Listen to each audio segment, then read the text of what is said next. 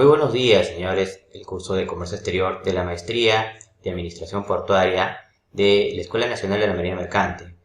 Con ustedes está el profesor Manuel Solís, quien les comparte cada uno de los temas importantes que compone este curso, que, bueno, en primer lugar podemos clasificar en los conceptos básicos que se deben manejar para el comercio exterior. ¿Cuál es el objetivo del curso? El objetivo del curso es que ustedes puedan manejar no solamente estos conceptos básicos, sino también cada una de las instituciones aplicables al comercio exterior, especialmente a la operativa marítima, que es la que maneja esta maestría especializadamente.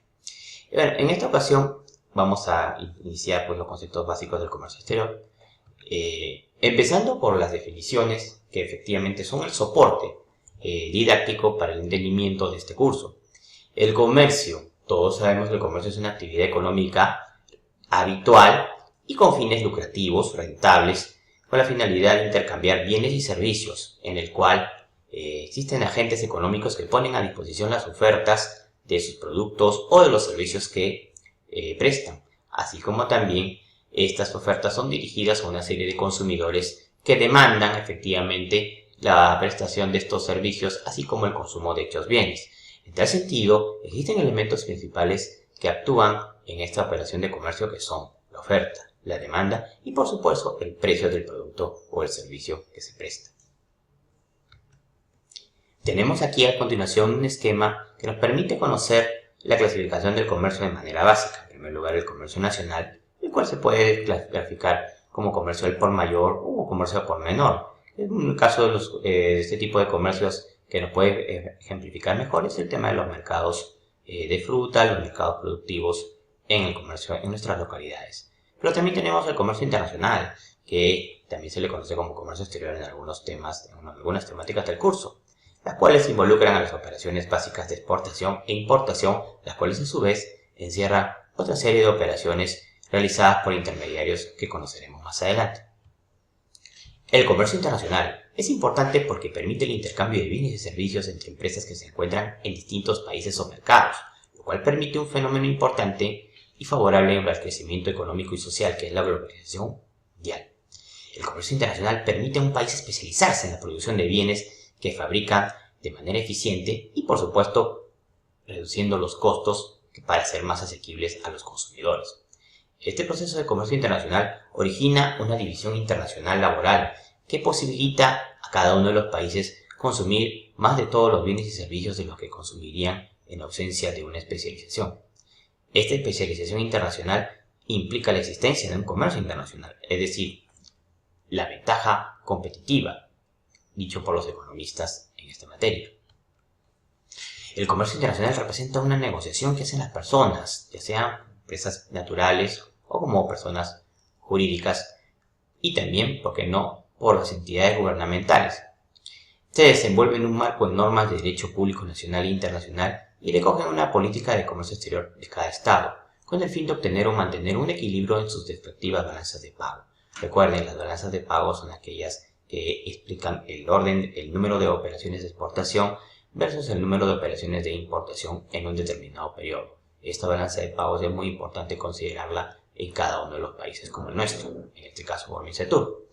En el comercio internacional se pueden utilizar una serie de términos como el comercio internacional mundial, el comercio exterior, el comercio para las importaciones, así como también el comercio para las exportaciones. ¿Por qué es importante desarrollar las importaciones? Recordemos, permite a los consumidores acceder a bienes no fabricados en el país. También permite acceder a bienes elaborados con mejores condiciones de calidad. Las normas de calidad, por esta razón, hoy en día son una de las más importantes que observan tanto los que ofrecen o elaboran los productos como los que prestan los servicios especializados. Permite también acceder a bienes a precios más cómodos y evitar el incremento de costos o sobrecostos en esas operaciones o negocios, así como también permite el intercambio recíproco que manejan nuestros comerciantes, importadores o exportadores al amparo de los acuerdos o tratados de comercio internacional, la Alianza del Pacífico, el TPP, así como otros comercios como los establecidos en el marco de los tratados de libre comercio.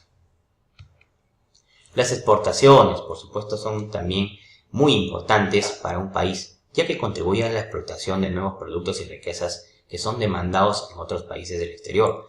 es una importante fuente de negocios para el Perú porque permite la generación de divisas, moneda extranjera a una economía del país exportador y, por qué no, la generación de empleo y valor agregado. Las empresas tienen la oportunidad de ampliar sus mercados en el exterior para poder diversificar los riesgos que operan en un solo mercado.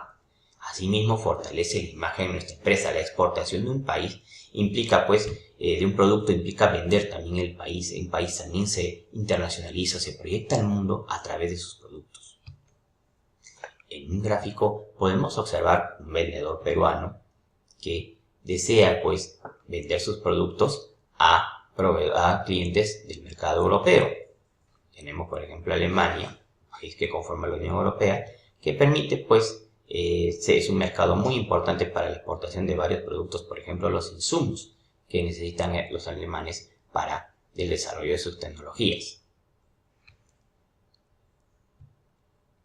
Asimismo, a cambio de esta operación comercial, los alemanes clientes realizan un determinado pago que es a satisfacción del vendedor peruano, concretando así el negocio de operación de comercio exterior. Desde el año 1990 en nuestro país y desde la década de 90 en muchos países del mundo, los países se preocupan en establecer políticas de liberalización del comercio internacional. Es cierto, actualmente hay algunos países que objetan a esta liberalización. No obstante, la mayoría de ellos lo vienen aplicando desde diferentes enfoques, ya sea a nivel de liberalización multilateral o a nivel de liberalización de orden regional. El primero comprende las reuniones y rondas establecidas por un organismo máximo que es la Organización Mundial de Comercio, el cual tiene una serie de acuerdos establecidos luego de una serie de negociaciones o rondas en el Acuerdo de Aranceles Generales de Comercio, que es el GATT. El propósito principal de este organismo y la liberalización, por cierto, es reducir las barreras o restricciones arancelarias y no arancelarias al comercio internacional. Otro objetivo de la liberalización comprende los acuerdos de un grupo de países cuyo propósito es promover el libre comercio entre ellos, es decir, dentro del marco de las normas que regulan la liberalización del comercio mundial a través de la OMC, los países tienen la posibilidad de celebrar acuerdos regionales cuyo propósito es lógicamente contribuir al desarrollo socioeconómico de cada una de sus economías. Tenemos, por ejemplo, los acuerdos de la Comunidad Andina, los acuerdos de la Asociación Latinoamericana de Libre Comercio ALAI, tenemos también los acuerdos del Foro APEC, del Foro Asia-Pacífico, cuya reunión hemos tenido en los últimos meses en nuestro país. Y cada uno de estos procesos de liberalización tienen objetivos de lograr el proceso de globalización, por el cual la creciente comunicación e interdependencia de estos países unifica mercados, sociedades y culturas a través de una serie de transformaciones sociales, económicas y políticas, lo cual les va a generar un carácter global, reglas claras, reglas estandarizadas que facilitarán el flujo comercial de los bienes y servicios. De esa manera, la producción y los movimientos de capital se configuran a nivel global o planetario y los gobiernos van cediendo efectivamente sus soberanías o algunas regulaciones en pro del desarrollo del comercio mundial.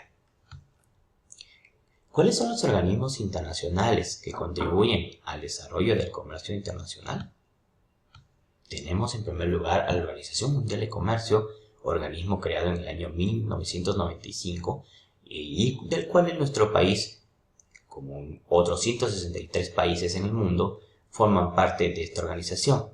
Esta organización tiene por objetivos efectivamente la liberalización de aquellas barreras comerciales que pudieran existir, llámese barreras de orden arancelario, tributario, de orden comercial, de orden administrativo, como son los trámites burocráticos o los trámites que restringen el flujo de bienes en las exportaciones e importaciones, así como también aquellos mecanismos que son utilizados por los países para defenderse de algunas prácticas desleales al comercio internacional. Es el caso de las medidas antidumping y de las medidas compensatorias frente a prácticas subsidiarias que afectan negativamente el proceso de liberalización comercial y, por supuesto, la competencia leal. Tenemos el principio de no discriminación, en el cual es similar al principio de igualdad. Todos los países miembros de la OMC al momento de establecer reglas para el comercio internacional, deben ser estas reglas aplicables en condiciones de equidad e igualdad a todos los países, sin ninguna distinción o discriminación. De tal manera que el principio del trato nacional significa que si los países desarrollan un conjunto de reglas o de controles aplicables a los productos importados o extranjeros, también estas reglas deben ser también igualmente aplicables a los productos nacionales. Esto es lo que se materializa el principio del trato nacional, evitar de que los productos extranjeros sean discriminados en preferencia a los productos nacionales, es decir, busca evitar prácticas proteccionistas.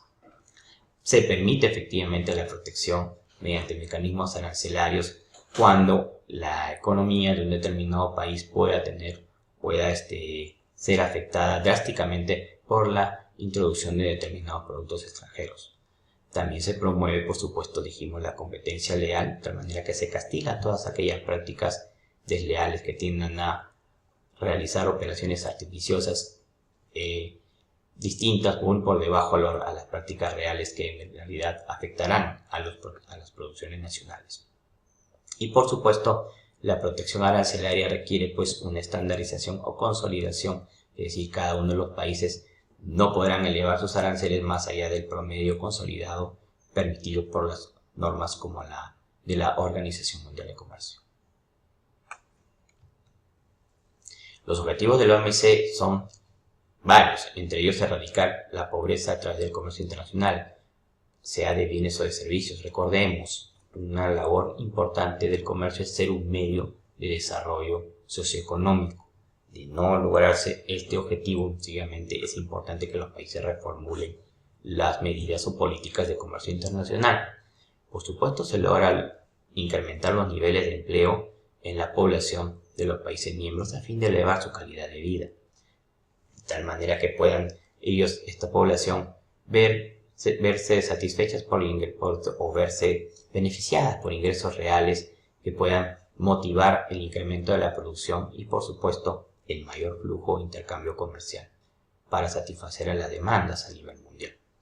Utilizar los recursos mundiales requiere una conformidad con la protección de otras medidas por el medio ambiente, es decir, existen países como el caso peruano, que si podemos exportar madera, es importante que esta madera, esta exportación de madera que es muy importante tienen mucha demanda, mejor dicho, en el mercado mundial, no signifique la depredación de nuestros bosques. También existen normas ambientales que en el caso peruano protegen a la Amazonía como uno de los pulmones del mundo, en tal sentido, y también por supuesto defiende la estabilidad o la vivencia de poblaciones ubicadas en estas regiones. Por lo tanto, existe también un comercio que busca también cumplir los objetivos de establecer el desarrollo socioeconómico a nivel mundial, pero respetando también otros parámetros como los del medio ambiente y el desarrollo social de cada país.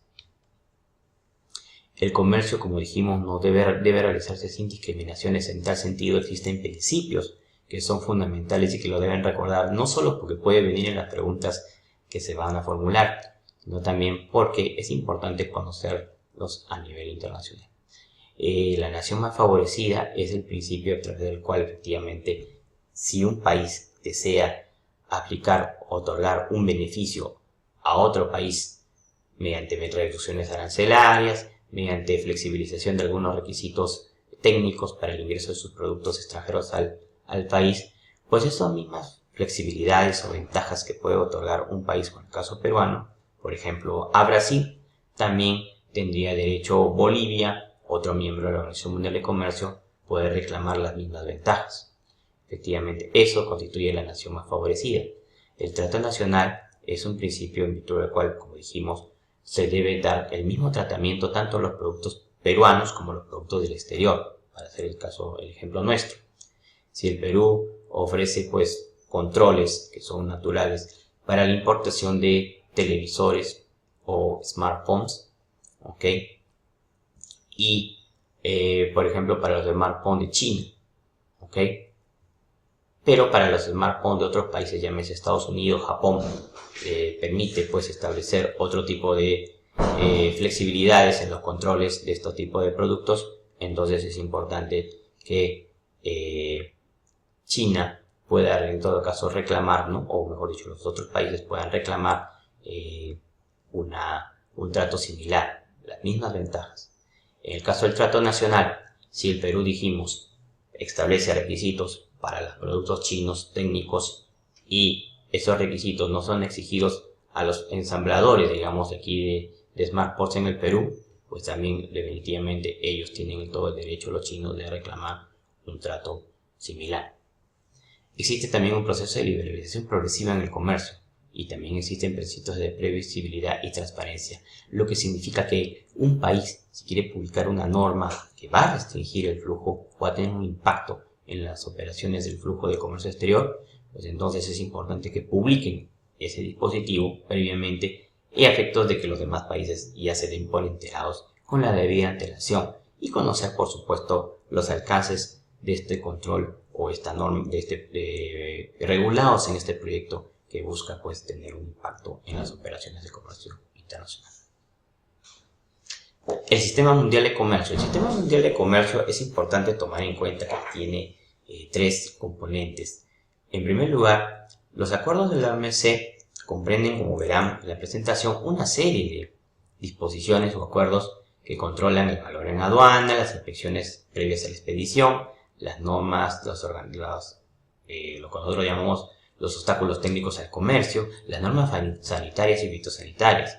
Así también puede abarcar aspectos como el sector de telecomunicaciones, los servicios educativos, los servicios financieros, los servicios turísticos y por supuesto también tienen otros acuerdos vinculados a las protecciones de los derechos de autor, a las patentes, así como las propiedades industriales. Gráficamente debemos ver que el Sistema Mundial de Comercio establecido por la OMC abarca tres componentes: el comercio de bienes, el comercio de servicios y los derechos de propiedad intelectual. Por favor, tomen en cuenta estos tres componentes. En la siguiente presentación tenemos una serie de acuerdos que componen pues a la Organización Mundial de Comercio y que consideramos son aplicables a las operaciones del transporte marítimo. En primer lugar, el comercio agrícola, el transporte agrícola que se hace pues, en los buques, como veremos más adelante, los graneleros están involucrados a este control. También, por supuesto, tenemos las medidas sanitarias y fitosanitarias. El desarrollo o la aplicación de obstáculos técnicos al comercio, no vaya a ser que se apliquen unas medidas de índole marítimo portuaria que pudieran pues obstaculizar el tráfico marítimo de los bienes en nuestro país. También pueden haber inversiones como el caso de las concesiones portuarias que se vienen implementando no solo en Callao sino también en varios puertos de nuestro país. Así también tenemos medidas que buscan establecer inspecciones previas, normas de origen, así como también algunos procedimientos de trámites o licencias de importación. Otra institución importante, además de la OMC, es la Cámara de Comercio Internacional, con la diferencia de que este es un organismo privado. La OMC es un organismo público. La Cámara de Comercio, un poco más antigua, año 1919, es un organismo, una entidad privada. En tal sentido, no emite reglas. Lo que emite es una serie de publicaciones o recomendaciones que se traducen en los denominados reglamentos de Incoterms, como veremos más adelante, así como también en las reglas de uso uniforme aplicables para establecer las formas de pago en el comercio internacional. Bueno, repetimos, ambos, tanto los Incoterms como las reglas de uso uniforme, no son leyes, sino son recomendaciones establecidas por la Cámara de Comercio Internacional a fin de que los comerciantes puedan simplificar las formas de contratar, tanto en términos de entrega de las mercancías como la forma de pago por dichas mercancías. La Organización Mundial de Aduanas es sí un organismo público creado en el año 1952, el cual tiene una serie de miembros, entre los cuales se encuentra Perú, 180 miembros son en total, que tienen por finalidad establecer bastantes mecanismos, entre los cuales podemos considerar no solamente el sistema armonizado y de designación y codificación de mercancías, es decir, el sistema que establece una serie de clasificaciones arancelarias o códigos numéricos que permiten identificar a los productos que son objeto del comercio internacional. También es importante la OMA por cuanto también establece medidas que facilitan la cadena logística internacional. Veamos, por ejemplo, en el caso de los operadores económicos autorizados, que tienen por finalidad simplificar las operaciones de comercio internacional, tomando en consideración la seguridad en el tránsito internacional de mercancías y así también el respaldo para combatir aquellas actividades ilícitas, los embarques de droga, que mucho han sido, vienen lamentablemente ocurriendo en nuestro país. Efectivamente, como verán, la función de la OMA no solamente abarca, comprende la eficiencia de las administraciones aduaneras en la facilitación del comercio, sino también en la colaboración del control contra determinadas actividades ilegales. Otros organismos internacionales que podemos mencionar son aquel creado por las Naciones Unidas con la finalidad efectivamente de establecer mayores mecanismos de desarrollo. Es el caso de la Conferencia de las Naciones Unidas del Comercio y Desarrollo, conocido en sus siglas en inglés como UNCTAD. Tenemos también a la CEPAL, la Comisión Económica para América Latina y el Caribe, la Organización Mundial de la Propiedad Intelectual, OMPI, la Organización Marítima Internacional, la Organización de la Aviación Civil Internacional, así como la Asociación de Transporte Aéreo y la Unión Postal Internacional. A nivel regional tenemos a la Comunidad Andina o Comunidad Andina de Naciones, como se le conoce comercialmente. Así también tenemos a la LADI, la Asociación Latinoamericana de Integración, y finalmente tenemos al Mercado Común del Sur, Mercosur.